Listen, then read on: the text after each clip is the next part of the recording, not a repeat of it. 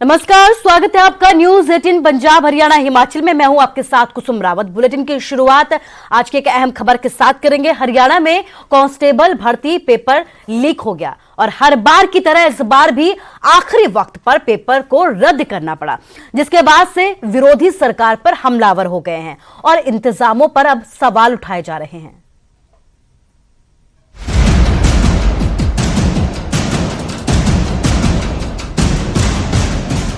हरियाणा के युवा रविवार को पुलिस भर्ती के इम्तिहान में अपनी बारी का इंतजार कर रहे थे,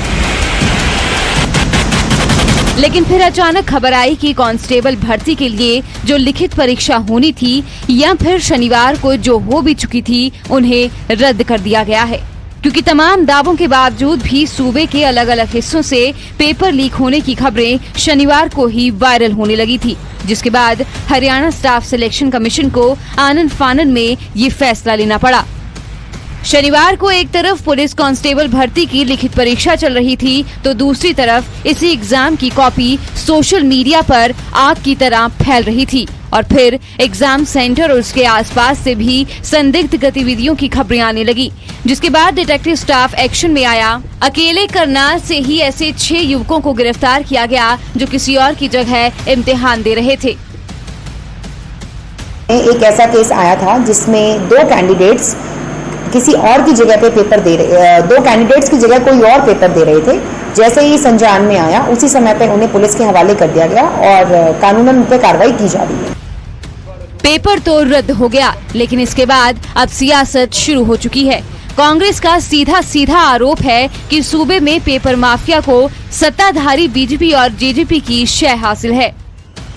क्या यही खर्ची और पर्ची का राज हरियाणा के युवाओं के भविष्य को इसी प्रकार से अंधकार में डालता रहेगा? सरकार बिल्कुल मौन है, एक शब्द बोल नहीं रही, बच्चे कौतूहल में हैं। कांग्रेस के आरोपों पर बीजेपी ने भी पलटवार किया और अपने गिरेबान में झांकने की सलाह दी। मुख्यमंत्री मनोहर लाल के मीडिया सलाहकार विनोद मेहता ने ट्वीट कर लिखा, पर्ची खर्ची वाली सरकारों में तो जिन्हें नौकरी देनी होती थी, पेपर सीधा उनके घर ही पहुंच जाता था। अब सिस्टम बना है, फिर भी पेपर चाहे 7 बार कैंसिल हो या 9 बार, बेईमानी तो नहीं चलेगी। नौकरी तो असली हकदार को ही मिलेगी। ये मनोहर लाल सरकार है। सुरजेवाला जी, इस बात की गांठ बांध लीजिए। कहां युवाओं को रोजगार का एक मौका मिला था, मगर उस पर भी पेपर माफिया की नजर लग गई। अब एग्जाम तो रद्द हो चुके हैं, लेकिन लाखों युवा सरकार से सवाल पूछ रहे हैं कि आखिर ऐसी नौबत आती ही क्यों है कि बार बार इस तरह इम्तिहान रद्द करने पड़े और फिर इंतजार करना पड़े अगली नई तारीख का। करनाल से हिमांशु नारंग के साथ ब्यूरो रिपोर्ट, न्यूज 18। ओलंपिक में नीरज चोपड़ा के गोल्ड मेडल जीतने के बाद उनके घर पर बधाई देने वालों का लगातार तांता लगा हुआ है। पानीपत में ढोल नगाड़ों के साथ नीरज चोपड़ा के स्वागत की तैयारियां की जा रही हैं। नीरज चोपड़ा के चाचा भीम चोपड़ा ने यह कहा है कि आज मिल्खा सिंह का सपना पूरा हुआ है। घरौंदा के विधायक हरविंदर कल्याण ने भी नीरज चोपड़ा के परिवार को बधाई दी है। मैं तो उन माँ बाप के चरण स्पर्श करने के लिए आया हूँ जिनके बेटे नीरज चोपड़ा ने टोक्यो ओलंपिक में गोल्ड जीतकर हिंदुस्तान का नाम सारे विश्व में ऊंचा कर। हम तरसते रहते थे कि हमारा गोल्ड आए, हमारा गोल्ड आए, हमारा गोल्ड आए, और नीरज चोपड़ा ने वो करके दिखा दिया। आज 135 करोड़ हिंदुस्तानियों का सीना चौड़ा हो। सर, एथलेटिक में आज तक गोल नहीं आया, इतिहास के सुनहरे अक्षरों में लिखा गया। बिल्कुल इतिहास लिखा गया है। परिवार के सहयोग से और बच्चे की मेहनत से इस मुकाम पर पहुंचा है। पूरा परिवार पीछे उसके चट्टान की तरह खड़ा था, आगे उसने मेहनत की है और पीछे से परिवार ने उसको पूरा सपोर्ट दिया और देशवासियों की दुआएं और आशीर्वाद तो हमेशा उसको मिलता ही रहा। उसके लिए मेरे पास शब्द नहीं है, वो शब्द बने ही नहीं जो मेरी फीलिंग को एक्सप्लेन कर सके शब्दों में। वो एक बहुत ही गौरवशाली पल था जो मैंने अपने पूरे देशवासियों के साथ बिताया। देखिए, बहुत ही एक गौरव के क्षण कल थे जब ये गोल्ड मेडल भारत को नीरज ने दिलवाया और पूरे देशवासी, क्योंकि मैं कल जिस समय फ्लाइट में था और जब मैं दिल्ली मैंने लैंड किया, तो जैसे ही लैंड किया उस समय में सभी यात्रियों ने जैसे अपने अपने फोन ऑन किए तो पूरे जहाज के अंदर, फ्लाइट के अंदर इतना ज्यादा उत्साह का वातावरण था, तो लोगों ने भारत के जयकारे भी लगाए, नीरज के जयकारे भी लगाए और बहुत खुशी का वो वातावरण था। तो उससे हम अंदाजा लगा सकते हैं कि हर भारतवासी ने कैसे अपने आप को एक गौरवान्वित महसूस किया है। ओलंपिक में खिलाड़ियों के शानदार प्रदर्शन पर हरियाणा के मुख्यमंत्री मनोहर लाल ने खुशी जाहिर की है। सीएम ने कहा कि ओलंपिक में इस बार भारत को 7 मेडल मिले हैं, जिसमें 3 अकेले हरियाणा से हैं, जो बेहद गर्व की बात है। हरियाणा के मुख्यमंत्री मनोहर लाल इस वक्त मेरे साथ हैं। मुख्यमंत्री जी, हरियाणा के लिए बड़ा गौरव का पल है, पूरे देश में चर्चा हो रही है हरियाणा के छोरों की, हरियाणा के खिलाड़ियों की। देखिए, बहुत प्रसन्नता का ये विषय है कि हमारे यहाँ से कुल मिलाकर के टोटल जो है देश भर की टीम 120 लोगों की थी, उसमें से 30 जो खिलाड़ी हैं वो केवल हरियाणा से थे। और उसमें जहाँ तक मेडल्स की बात है, मेडल लेने वाले भी हमारे 3 खिलाड़ी जो हैं वो मेडल लेकर के आए हैं और इस प्रकार से उन्होंने देश का नाम रोशन किया। खास करके अगर बात करूँ नीरज चोपड़ा की, तो पहला जो मेडल है ओलंपिक्स का और वो लेकर के आए हैं इंडिविजुअल खेलों में। उससे पहले बिंद्रा मेडल लेके आए थे, चंडीगढ़ के थे, तो अब ये मेडल उस प्रकार का आया। तो उनको हमने एक ऑफ़र भी की है कि centre of excellence for Olympics, उसमें उनको हेड बनाने के लिए तैयार हैं। वो जैसे आएंगे उनसे हम बात करेंगे ताकि और भी खिलाड़ियों को ओलंपिक्स में खेलने का अच्छा मौका मिले। मुख्यमंत्री जी, क्या आप मानते हैं कि ये जो एक्सपेक्टेड है परफॉर्मेंस जो हम कर रहे थे, सोच रहे थे, वैसा ही हुआ है? और जो आपने पॉलिसीज़ की बात करें, रिवार्ड्स की बात करें, उन्हीं का नतीजा है कि 3 इंडिविजुअल मेडल्स अकेले हरियाणा के हैं पूरे देश में? देखिए, एक्सपेक्टेशंस तो हमेशा हाई होनी चाहिए और उसमें जो कि अब पहली बार एक इस प्रकार का करिश्मा हुआ कि 7 मेडल देश भर में आए हैं। इससे पहले 7 कभी नहीं आए, तो मेडल की संख्या उस नाते संतोषजनक भी है, लेकिन और ज़्यादा आते तो हमको और ज़्यादा खुशी होती। आगे हम तैयारी करेंगे कि दुनिया के जो बड़े बड़े देश हैं उन देशों में हमारे देश का नाम, भारतवर्ष का नाम उनके मुकाबले में कहीं नज़दीक पहुंच सके। उसमें हरियाणा जो है अपनी मेहनत करके और अपना योगदान पूरा करेगा। आपने एक नई चीज़ शुरू की कि चौथे नंबर के जो खिलाड़ी हैं उनको भी रिवार्ड देंगे। अभी तक सिर्फ मेडलिस्ट को ही आप पुरस्कार देते थे सर, इससे आपको लगता है कि प्रोत्साहन मिलेगा खिलाड़ी? हाँ, देखिए, बहुत एक कांटे के मुकाबले में जब ब्रॉन्ज मेडल में रह जाते हैं तो आखिर उनको भी कहीं ब्रॉन्ज न सही, लेकिन ब्रॉन्ज के नीचे किसी एक लेवल पर उनको प्रोत्साहित करना चाहिए। इसलिए उनको भी हमने 50-50 लाख रुपए का जो इनाम दिया। 13 अगस्त को सर किस प्रकार से सम्मान करेंगे खिलाड़ियों का? सब लोग आएंगे, उनका सम्मान करेंगे और उनको प्रोत्साहित करेंगे कि इसी प्रकार से खेलों में आगे बढ़ते रहे। कल खिलाड़ी लौट रहे हैं दिल्ली में, स्वागत की क्या तैयारी है? किसी को भेजेंगे? हरियाणा सरकार की ओर से हमारे खेल मंत्री संदीप सिंह जी वो उनको रिसीव करेंगे और 13 तारीख को यहाँ उनका बहुत बहुत धन्यवाद सर। मुख्यमंत्री ने जानकारी दी है कि खेल मंत्री को दिल्ली भेजा जाएगा, जो खिलाड़ियों का वेलकम करेंगे। और मुख्यमंत्री मनोहर लाल ने कहा है कि जो हरियाणा की खेल नीति है उसी का नतीजा है कि 3 इंडिविजुअल मेडल अकेले हरियाणा की धरती से आए हैं, हरियाणा के खिलाड़ियों ने प्राप्त किए हैं। चंडीगढ़ से कैमरामैन संदीप के साथ मनोज कुमार, न्यूज़ 18। तो सीएम मनोहर लाल के साथ साथ डिप्टी सीएम दुष्यंत चौटाला ने ओलंपिक में पदक जीतने वाले खिलाड़ियों को बधाई दी है। ओलंपिक के सभी खिलाड़ियों का दिल्ली पहुंचने पर हरियाणा सरकार की तरफ से जोरदार स्वागत किया जाएगा। आपको बता दें कि 13 अगस्त को हरियाणा सरकार ने खिलाड़ियों के सम्मान समारोह का आयोजन किया है।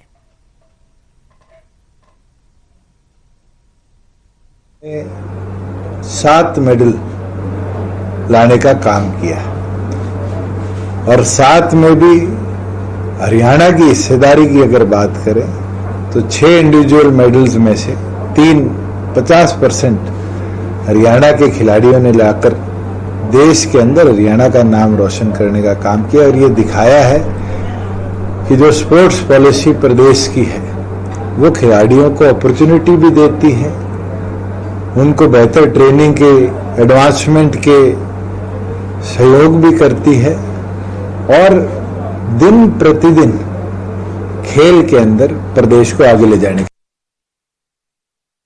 तारीख को हम ये फंक्शन कर रहे हैं वेलकमिंग खिलाड़ियों का, चाहे वो पार्टिसिपेशन के हों चाहे वो मेडलिस्ट हों। तो 13 तारीख को हम उनका वेलकमिंग भी करेंगे और उनको सम्मानित भी करेंगे। प्लस जो गोल्ड मेडलिस्ट हैं हमारे नीरज जी, उनको 6 करोड़, जो हमारे सिल्वर मेडलिस्ट हैं रवि जी, उनको 4 करोड़, बजरंग पुनिया जी को, और साथ में 2 हॉकी प्लेयर्स सुरिंदर और सुमित, उनको 2.5 करोड़, और साथ में हॉकी, महिला हॉकी टीम जो 9 खिलाड़ी हैं उनको 50-50 लाख, और बाकी के जो हमारे पार्टिसिपेशन हैं उनको भी हम जो 15 लाख का सीएम साहब द्वारा और कैबिनेट द्वारा अनाउंसमेंट है, तो उनको उसका 10 लाख, क्योंकि 5 लाख ऑलरेडी पहले उनके अकाउंट्स में, खेलने से पहले सभी खिलाड़ियों के अकाउंट्स में चला गया था, तो वो उनको दिया जाएगा। साथ में जो पॉलिसीज़ के हिसाब से उनकी जॉब्स बनती हैं वो उनको ऑफर दिया जाएगा, और जो मेडलिस्ट हैं उनको एक कंसेशन के ऊपर जो गवर्नमेंट प्लॉट है वो भी दिया जाएगा, उसका ऑफर भी दिया जाएगा। तो टोक्यो ओलंपिक में मेडल जीतने वाले खिलाड़ियों को हिमाचल सरकार ने खास तोहफा दिया है। ओलंपिक में बेहतरीन प्रदर्शन कर देश का नाम रोशन करने वाले पदक विजेता खिलाड़ी देवभूमि हिमाचल में पर्यटन निगम के किसी भी होटल में 3 दिन तक मुफ्त में ठहर सकते हैं। खिलाड़ियों के ठहरने, खाने पीने और घूमने फिरने का सारा खर्च प्रदेश सरकार के द्वारा उठाया जाएगा। हिमाचल प्रदेश सरकार की ओर से ओलंपिक में जिन खिलाड़ियों ने बहुत सुंदर प्रदर्शन करके मेडल हासिल किए हैं, उनको बहुत बहुत बधाई और शुभकामनाएं देता हूं। और मैं हिमाचल प्रदेश सरकार की ओर से ये ऑफर भी करता हूं कि वो अगर आना चाहें, हिमाचल में उनका अभिनंदन है, स्वागत है। मैं हिमाचल प्रदेश सरकार की ओर से HPTDC के माध्यम से जितने भी हमारे होटल हिमाचल प्रदेश में संचालित हैं, उनमें 3 दिन के ठहराव के लिए जहां भी वो मन चाहे स्थान पर रहना चाहें, रुकना चाहें, आराम करना चाहें, घूमना चाहें, हिमाचल प्रदेश सरकार को बहुत प्रसन्नता होगी कि आपका हम अभिनंदन कर सकें, स्वागत कर सकें और आप सबके लिए ये सुविधा दे सकें। 2024 में भी कुश्ती 3 से 4 मेडल जरूर देगी। देशवासी अपना प्यार और आशीर्वाद बनाए रखें। पहलवान बजरंग पूनिया ने ये सारी बातें कही हैं। टोक्यो ओलंपिक में ब्रॉन्ज मेडल लाकर हरियाणा के इस खिलाड़ी ने देश का नाम रोशन किया है। मानसिकता क्या थी?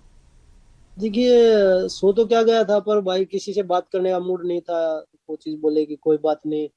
एक खिलाड़ी से ज्यादा दुख शायद किसी को नहीं होता होगा, और बात करने का बिल्कुल मूड नहीं था। तो मैंने यही बोला था कि ठीक है, मैं सो रहा हूँ। तो नींद तो पूरी रात में 2 या 3 घंटे सोया हूँगा। उसके बाद सुबह वेट दोबारा से देना था, वेट लॉस करना था।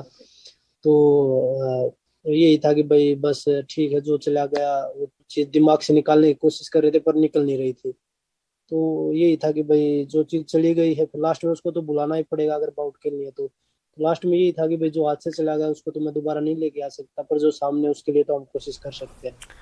और अब बात ओलंपिक खेलने गए उन खिलाड़ियों की करेंगे जो पदक जीतने से चूक जरूर गए, लेकिन उन्होंने अपने प्रदर्शन से सबका दिल जीत लिया।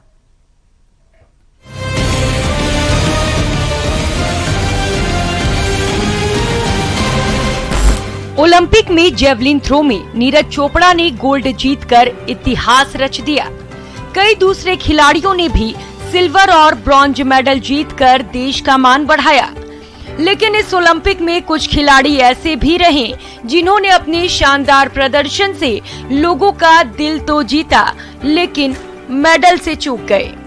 इनमें महिला हॉकी टीम की बात करें तो इतिहास में ये पहली बार हुआ जब भारत की महिला हॉकी टीम सेमीफाइनल में पहुंची। देश में पदक की उम्मीद जगी, लेकिन सेमीफाइनल में हार के बाद ब्रॉन्ज के लिए मैदान में उतरी टीम को निराशा हाथ लगी। महिला हॉकी टीम को ग्रेट ब्रिटेन से 3-4 से हार का सामना करना पड़ा।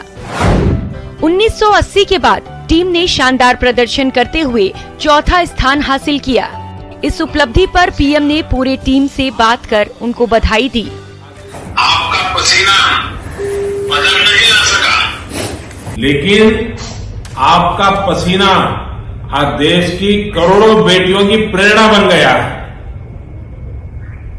और मैं टीम के सभी साथियों को और आपके कोच को सबको बधाई देता हूं। महिला हॉकी की तरह ही सर्वश्रेष्ठ प्रदर्शन करने वाली भारतीय गोल्फर अदिति अशोक पदक से मामूली अंतर से चूक गयीं। ओलंपिक की वुमेन्स गोल्फ इवेंट में 4थे स्थान पर रहीं। अदिति के इस प्रदर्शन पर पीएम मोदी ने उनका हौसला बढ़ाया। अदिति के साथ ही पहलवान दीपक पूनिया भी शानदार प्रदर्शन करने वाले खिलाड़ियों में शुमार रहे, लेकिन पदक नहीं जीत पाए। दीपक पूनिया मैच के अंतिम क्षण में 4-2 से हार गए। पीएम ने शानदार प्रदर्शन के लिए पूनिया का हौसला बढ़ाते हुए कहा कि दीपक पूनिया ने बहुत करीब से कांस्य पदक जरूर हारा, लेकिन उन्होंने सबका दिल जीत लिया। Bureau report, news 18 network.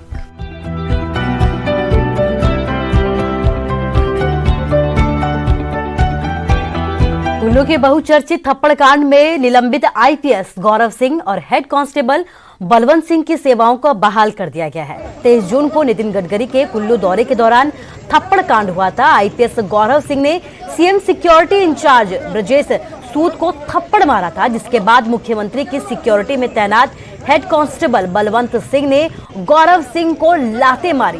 ये पूरा वाकया कैमरे में भी कैद हो गया था। घटना के बाद दोनों को सस्पेंड कर दिया गया था, जिसकी वजह से ब्रजेश सूद से सीएम की सुरक्षा की जिम्मेदारी छीन ली गई थी। हालांकि एक हफ्ते बाद ही ब्रजेश सूद को फिर से सीएम सिक्योरिटी इंचार्ज बना दिया गया था।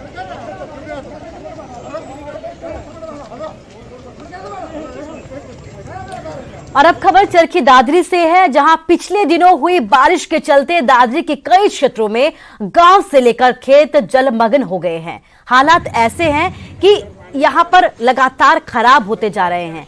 कई फीट तक पानी जमा होने की वजह से अधिकारियों ने भी अब अपने हाथों को खड़ा कर दिया है। हालांकि पूर्व मंत्री सतपाल सांगवान ने प्रभावित क्षेत्रों का दौरा करने के दौरान ग्रामीणों ने उनके सामने अपना दुखड़ा भी रोया है, जिसके बाद सांगवान ने ग्रामीणों को ये कहा है कि ऐसे हालातों को लेकर वे सीएम को पत्र लिखेंगे और फोन पर बात करके पूरी स्थिति से अवगत करवाएंगे। समस्या हमारा सबसे ज्यादा जी बाढ़ की हो रही है। एक खूड भी जमीन ऐसी नहीं है सीम में जो कि बच रही हो, एक दाना ताए काम नहीं से। हम चाहते हैं स्पेशल गिरदावरी हो जाए और हर भाई को जो नुकसान है उसकी सरकार भरपाई करे। हमें ये इच्छा है और जल्द से जल्द हमारा पानी काटा जाए। हमारा गांव में एक मोटर का भी आज तक कोई प्रबंध नहीं है। सरकार चाहे कह दो मना 5 लुआ रखे, चाहे एक 76 की सीम में एक मोटर भी नहीं है। देख के बड़ा दुख हो रहा है कि स्वरूपगढ़, शातौर वगैरह गांवों में मैंने खुद जो है ना सारे गांवों का दौरा किया, तो यहाँ अब भी 6-6, 7-7 फीट पानी खड़ा है फसल के अंदर। फसल बिल्कुल बर्बाद हो गई। कोई एक तो जो है ना कपास है वो बुरी तरह बर्बाद, बाजरा से वो बर्बाद, कोई फसल तो नहीं बची। और न जो है ना गाँव में चारों तरफ महिलाएं भी इतनी दुखी थी कि उन्होंने भी मेरे को घेर लिया था कि ये हमारी कोई सुनाई नहीं। क्या सैनिटाइजर हानिकारक है? क्या टीके आपके डीएनए को संशोधित करते हैं? क्या टीकाकरण आपको कोविड-19 से संक्रमित कर सकता है? ऐसे कुछ सवाल क्या आपके मन में भी है? खैर, अब एक जगह पर है जहां पर इन सभी प्रश्नों के उत्तर आपको मिल सकते हैं और ये सब आपको फोन पर ही मिल पाएंगे। नेटवर्क 18 और फेडरल बैंक के राष्ट्रव्यापी वैक्सीन जागरूकता अभियान के तहत कोविड-19 के खिलाफ Sanjeevani shot of life Sanjeevani WhatsApp helpline शुरू की गई है। आपको बस 7977773753 नंबर पर व्हाट्सएप करना है और आपको तुरंत अपने प्रश्नों के उत्तर प्राप्त हो जाएंगे। जानकारी जिसे जांच और क्रॉस चेक किया गया है, तो आगे बढ़िए और कोविड-19 पर अपने प्रश्नों को व्हाट्सएप करें और जानकारी की जरूरत को प्राप्त करें। संख्या एक बार फिर आपको बताते हैं 7977773753।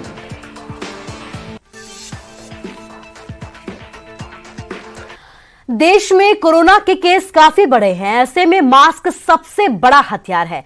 हम आपसे बार बार ये अपील करते हैं कि मास्क पहनिए और इसे लेकर न्यूज़ 18 ने भी एक मुहिम शुरू की है, मास्क पहनो इंडिया।